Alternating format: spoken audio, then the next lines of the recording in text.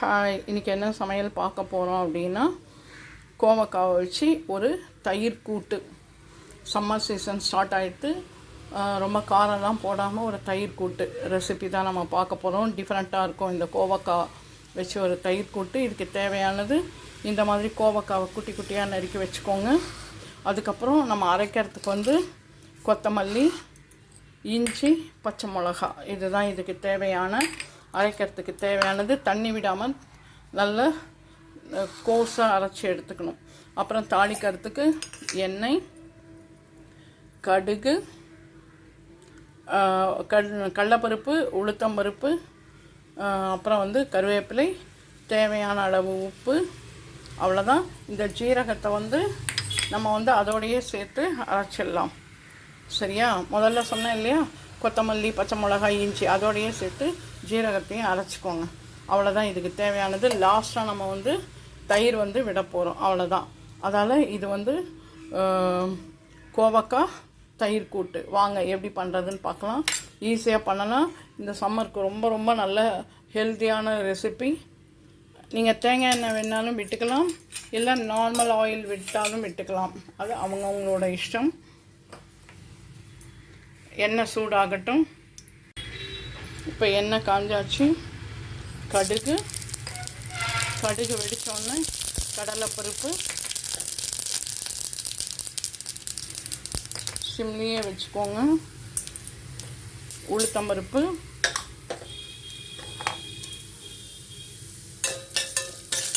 நல்லா வறுத்துக்கலாம். இதை கொஞ்சம் சிகப்பாகணும். கடலைப்பருப்பும் உளுத்தம்பருப்பும் கொஞ்சம் சிகப்பாகணும். அதுக்கப்புறம் கருவேப்பிலை, நம்ம நறுக்கி வச்சுருக்கோம் இல்லையா, அதையும் போட்டு நல்லா வதக்கிட்டு கொஞ்சமாக தண்ணி விட்டு வேக வச்சிடலாம். மஞ்சப்பொடி வேணும்னா போட்டுக்கலாம், இல்லை வெள்ளையாகவே வேணும்னா அப்படியே கூட விட்டுக்கலாம். ரொம்ப ரொம்ப நல்லாயிருக்கும். இது ஒரு பொரியலுக்கு பதிலாக இந்த மாதிரி நீங்கள் செஞ்சு சாப்பிடும்போது கொஞ்சம் டிஃப்ரெண்ட்டாக இருக்கும். இதை மார்னிங் நீங்கள் சப்பாத்தி பண்ணிங்கன்னா சப்பாத்தி கூட சைட் டிஷ்ஷாக தொட்டுக்கலாம். இப்போ இதில் கொஞ்சமாக நம்ம தண்ணி விடலாம்.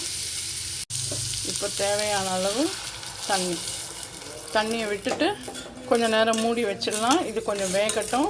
அதுக்குள்ளே நம்ம அரைச்சி எடுத்துன்னு வந்துடலாம். அதுக்கப்புறம் உப்பு சேர்த்துட்டு அதுக்கப்புறம் பார்க்கலாம். கொஞ்சம் இது வேகட்டும். இப்போ கோவக்காய் நல்லா வதங்கியாச்சு. இப்போ நம்ம அரைச்சி வச்சுருக்கோம் இல்லையா, கொத்தமல்லி, இஞ்சி, பச்சை மிளகா, ஜீரகம், இதையும் இதில் போட்டு நல்லா வதக்கிடலாம்.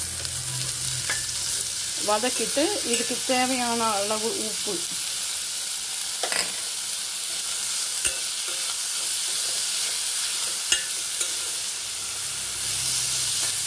அவ்வளோதான். இப்போ நம்ம தேவையான அளவு தயிரை நம்ம சேர்த்துடலாம். இப்போ இதை வேஸ்ட் பண்ணக்கூடாது இல்லையா, அரைச்சது. அதால் அந்த கப்புலையும் கொட்டிட்டு இதையும் இதில் கொட்டிடலாம். இப்போ தேவையான அளவு தயிர் சேர்த்துட்டோம்னா முடிஞ்சு போச்சு. இது பாருங்கள், கோவக்காய் நல்லா வெந்திருக்கு. இது பாருங்கள், நல்லா வெந்திருக்கு. அவ்வளோதான். இது திக்காக தான் இருக்கும். அது பொரியலும் கிடையாது, கூட்டும் கிடையாது. ஆனால் நான் தயிர் கூட்டுன்னு சொல்கிறேனேன்னு கேட்குறீங்களா, அது பேர் அப்படி. வாங்க தயிர் விட்டுடலாம்.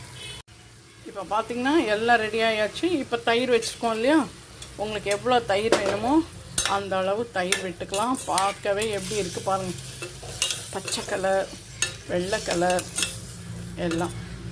அவ்வளோதான். இதை இறக்கிட்டு அப்படியே சப்பாத்தியோடையோ இல்லை ரைஸோடையோ அப்படியே வச்சு சாப்பிடும்போது ரொம்ப ரொம்ப நல்லாயிருக்கும். இன்னும் கொஞ்சம் தயிர் விடலாம். அவ்வளோதாங்க, இம்மீடியட்டாக ரெடி ஆயாச்சு. இதை பாருங்கள், ரொம்ப நல்லா வந்தாச்சு. அவ்வளோதான். இதே மாதிரி நீங்களும் உங்கள் வீட்டில் செஞ்சு பார்த்து சாப்பிட்டுட்டு எப்படி இருக்குன்னு சொல்லி லைக் பண்ணுங்கள், ஷேர் பண்ணுங்கள், கமெண்ட் பண்ணுங்கள். மறக்காமல் நம்மளோட channel Padma's all in all சேனலை சப்ஸ்கிரைப் பண்ண மறக்காதீங்க. பக்கத்துலேயே பெல் பட்டன் இருக்கும், அதை ப்ரெஸ் பண்ணி சப்ஸ்கிரைப் பண்ணிக்கோங்க. தொடர்ந்து நம்மளோட சேனலில் வந்து பார்த்துனே இருங்க. இதே மாதிரி டிஃப்ரெண்ட் வெரைட்டிஸோட அடுத்த vlogல உங்களை மீட் பண்ணுறேன். பாய். இப்போவும் சொல்கிறேன், மழை பெய்யுறதுன்னு சொன்னனே அப்படின்னு நினச்சிக்காதீங்க. மழை கொஞ்சம் ஒரு 10 மினிட்ஸ் மழை பெஞ்சு ஓஞ்சாச்சு. இமீடியட்டாக வெயிலும் சூரிய பகவானும் வந்துட்டார். அதால் வெளியில் போகும்போது நிறைய தண்ணி பாட்டில் எடுத்துன்னு போங்க. அதாவது நிறைய இல்லை, தண்ணி பாட்டில் எடுத்துன்னு போங்க. டீஹைட்ரேட் ஆகாமல் பார்த்துக்கோங்க.